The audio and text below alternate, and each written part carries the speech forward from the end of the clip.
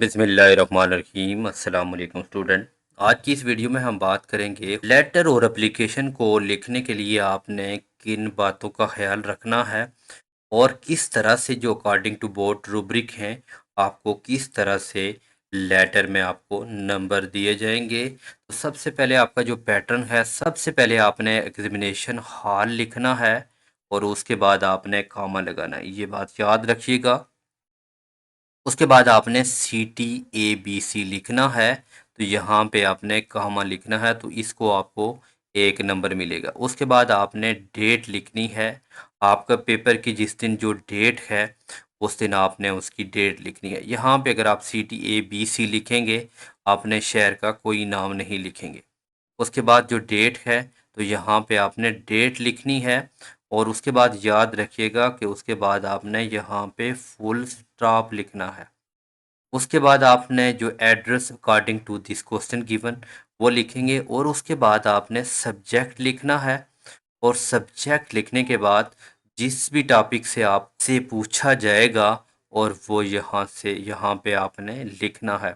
उसके बाद आपने सर मैडम लिखेंगे और यहाँ तक अगर आप लिखेंगे तो आपको इसको 3 नंबर मिलेंगे। टोटल नंबर आपका 8 नंबर का लेटर आएगा, जिसमें से अगर आप इतना लिखेंगे तो आपको 3 नंबर लिखेंगे और फिर आगे जो यहाँ पे आपके 3 नंबर है और उसके बाद आपकी आगे बॉडी आएगी। अब बॉडी के अंदर आपने किस तरह से लेटर लिखना है, इन बातों का ख्याल रखना है। इस तरह आपका ये फर्स्ट पैराग्राफ होगा। ये फिर आपके सेकंड पैराग्राफ है, आपने जिस तरह भी लिखना है आपने खुद मैनेज करना है। और अगर आप फर्स्ट पैराग्राफ की जो गाइडलाइन है फॉर एप्लीकेशन या लेटर के लिए, तो आपने फर्स्ट जो पैराग्राफ है what is the purpose of writing, तो ये डिस्कस इन फर्स्ट पैराग्राफ में डिस्कस करना है। उसके बाद जो दूसरा पैराग्राफ है इसमें आपने डिटेल लिखनी है।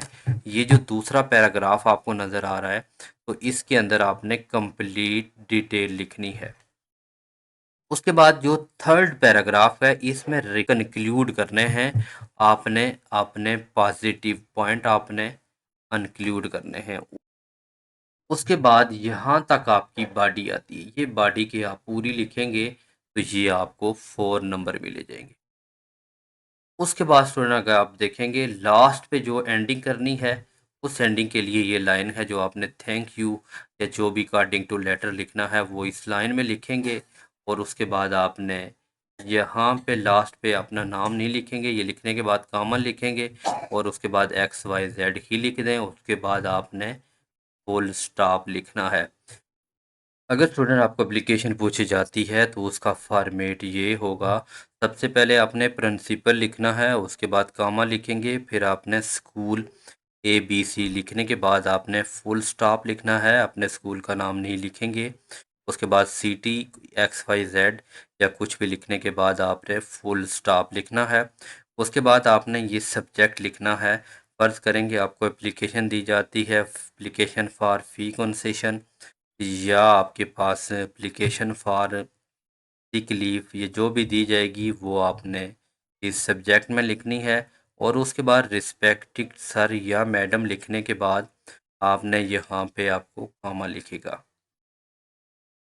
कॉमा लिखने के बाद उसके बाद हमने अभी बताया कि फर्स्ट पैराग्राफ में क्या लिखना है, सेकंड पैराग्राफ होगा उसमें ये बॉडी आपने कंप्लीट एप्लीकेशन की बॉडी लिखेंगे।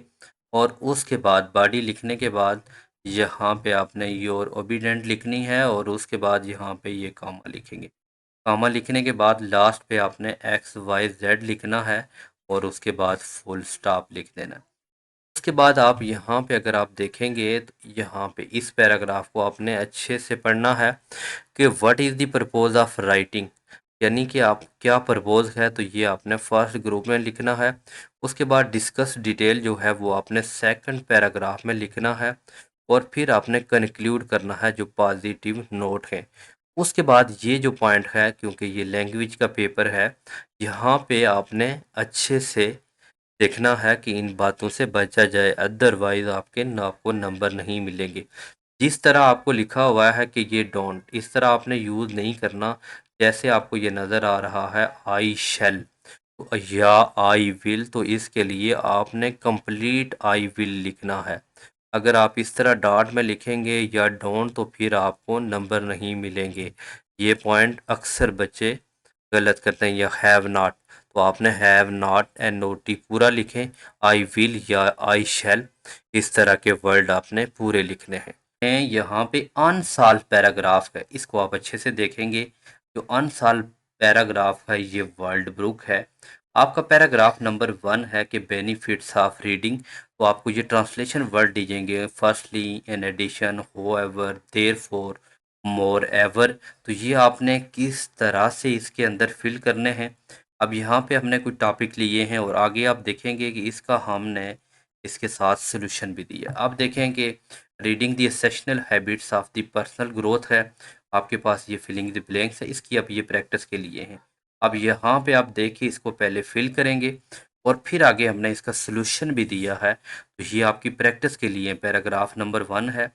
और उसके बाद अगर आप पैराग्राफ नंबर 2 की बात करें, अगर टाइम मैनेजमेंट के बारे में दिया जाता है और उसके अंदर आपको ये कुछ पॉइंट दिए जाते हैं कि इन ब्लैंक्स के अंदर आपने क्या क्या नोट करना है।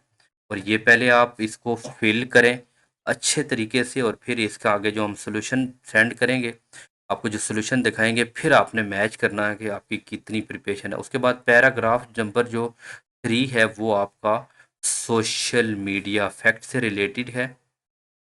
और उसके बाद यहाँ पे भी आपको कुछ पॉइंट दिए गए हैं, तो आपने ये कंप्लीट देखना है। उसके बाद आप पैराग्राफ नंबर 4 है और जो स्पोर्ट्स स्टूडेंट लाइफ है, उसके बाद ये अनसॉल्व पैराग्राफ होते हैं। और यहाँ पे इनके पैराग्राफ के अंदर आपने वर्ड्स करने हैं बीइंग वर्थ, मोर एवर, हो ओवर दस। तो यहाँ पे आपने इनमें देखना है कि इसमें कौन से पॉइंट आएंगे। अगर आप अच्छे से देखेंगे ये और उसके बाद जब आप प्रैक्टिस करेंगे, सोल्यूशन देखेंगे, तो फिर आपको अपना आइडिया हो। उसके बाद अगर इम्पैक्ट ऑफ पोल्यूशन के बारे में पूछा जाए तो यहाँ पे देख लो, हमने ये कुछ आपके पास ब्लैंक्स रखी हैं।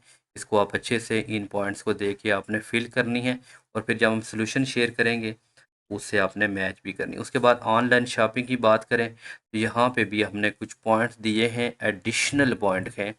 तो इसको आपने यहाँ पे जो ब्लैंक्स हैं इसको आप फिल करें और उसके बाद फिर अपना जब हम सॉल्व इनको भेजेंगे तो फिर आपने इसको चेक भी करना। फिर उसके बाद इम्पॉर्टेंट्स ऑफ हेल्दी ईटिंग के बारे में है। तो इनके जो पॉइंट हमने दिए गए हैं ये आपने इनमें फिल करके फिर आपने आंसर देखना है। उसके बाद पैराग्राफ है आपका यहाँ पे ये आपके पास बेनिफिट्स ऑफ रीडिंग है। पैराग्राफ जो travelling to the learning experience है उसके बारे में आपको ये पैराग्राफ दिया गया है। अनसॉल्व है, इसको आप लाजमी सॉल्व करें। और उसके बाद अब हमने ये सॉल्व पैराग्राफ है जो ऊपर अनसॉल्व थे, फिर इसको हमने अब सॉल्व पैराग्राफ हैं विद वर्ड्स एडिंग। अब देख लें, जो पैराग्राफ फर्स्ट पॉइंट आ रहा था उसमें फर्स्टली है, फिर यहाँ पे आपने मोर एवर लगाना है। उसके बाद यहाँ पे आपने इन है, उसके बाद हो एवर है, उसके बाद एडिशन है, उसके बाद आपका देर फोर है और importance of the time management. और उसके बाद दूसरा जो है उसके अंदर भी जो हमने बोल्ड लेटर किए हैं, तो आप ये देखें, यहाँ पे आप देखें। उसके बाद पैराग्राफ नंबर 3 है, उसका ये आपका साल पैराग्राफ है। यहाँ से देखे अगर आपने अनसाल किया है तो यहाँ पे आप इसको मैच करें। उसके बाद role of sport student life है, उसके ये यहाँ पे जो बोल्ड लेटर हैं ये आपने पैराग्राफ के सोल्यूशन के अंदर लिखने हैं। उसके बाद ऑनलाइन शॉपिंग है, इससे रिलेटेड आपने ये देखने हैं। और उसके बाद paragraph importance of healthy eating, और उसके बाद ट्रैवलिंग के बारे में है। उसके बाद ये बोल्ड लेटर हैं, ये अब साल पैराग्राफ। फिर हम बात करते हैं कि आपने पैराग्राफ जो राइटिंग है इसके लिए किन बातों का आपने ख्याल रखना है। जो guideline writing for the paragraph है ये आपने स्टार्ट करना है विद टॉपिक सेंटेंस से। और उसके बाद आपने जो सपोर्टिंग आइडिया हैं वो लिखने हैं आपने, फिर कंक्लूड करना है प्रॉपरली। और उसके बाद राइट इट इन पैराग्राफ। उसके बाद सम जो पैराग्राफ राइटिंग टॉपिक हैं उसको आपने डिटेल के साथ डिस्क्रिप्शन करने हैं। उसके बाद अगर आप साइंस और टेक्नोलॉजी के वाले से करें तो वो टेक्नोलॉजी है, सोशल मीडिया है, आर्टिफिशियल इंटेलिजेंस है, ऑनलाइन लर्निंग है, स्पेस एक्सप्लोरिंग है। उसके बाद एजुकेशन इन सोसाइटी की बात करें तो उसके अंदर जो नेचर है, पोल्यूशन है, क्लाइमेट चेंज है, और उसके बाद रिसाइकलिंग है। आपके जो टॉपिक हैं डायलॉग की बात करें कि डायलॉग के लिए जो राइटिंग के लिए जो आपकी गाइडलाइन है उन टॉपिक को अच्छे से देखेंगे कि जो गाइडलाइन फॉर आपने है उसके लिए start with the brief background just 2-3 sentence.